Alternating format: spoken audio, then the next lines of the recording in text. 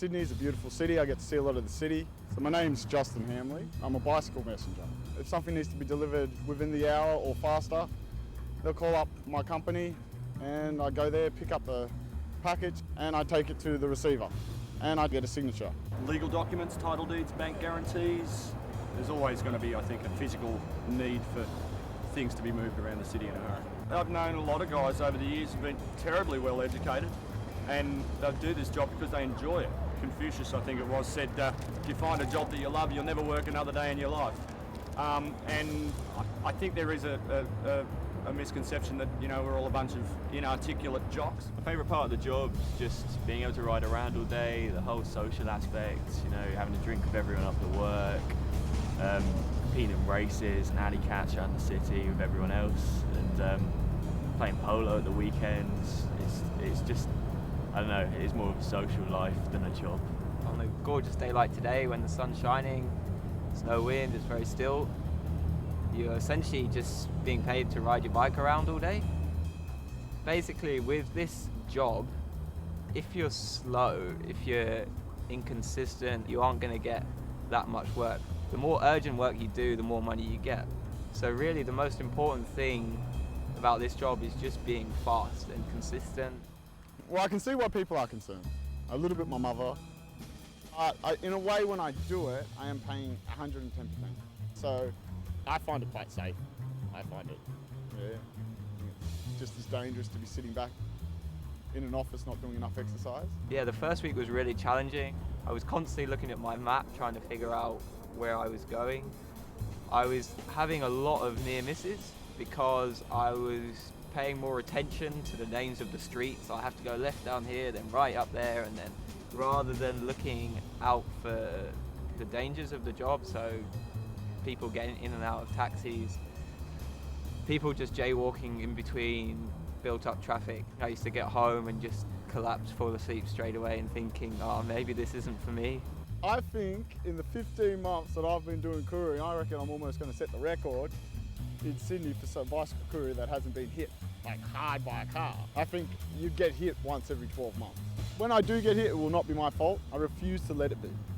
Yeah. If I've got deadlines, I'm a professional rider, I know what I'm doing.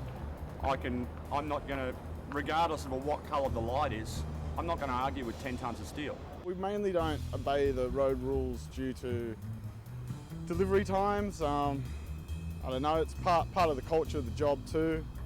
It's very hard to watch another courier just stream by you while you're standing there at a red light.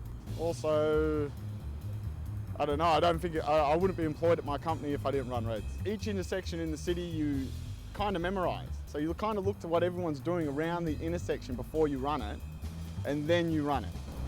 I know people just don't understand that it's your job. They just sort of get pretty annoyed with you because, you know, you're a cyclist and you shouldn't be overtaking a car because you shouldn't be faster. And it's just sort of an ego thing with drivers. City drivers are not particularly considerate and a lot of them are very aggressive. They don't have certainly not a European, say, attitude to cyclists.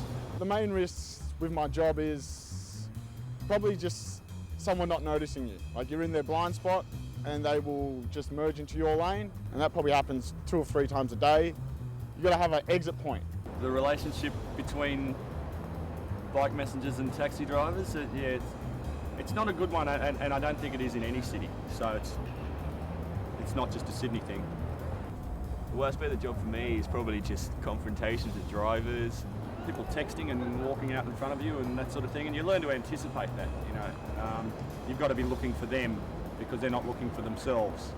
I do worry about them. I don't worry about hitting a car and injuring myself. I'm more worried about hitting a pedestrian. Sometimes they're not paying too much attention, and when they're crossing the road, they're not expecting a bicycle rider to be coming in as fast as a bicycle courier can come. In the rain, you have absolutely no ability to stop.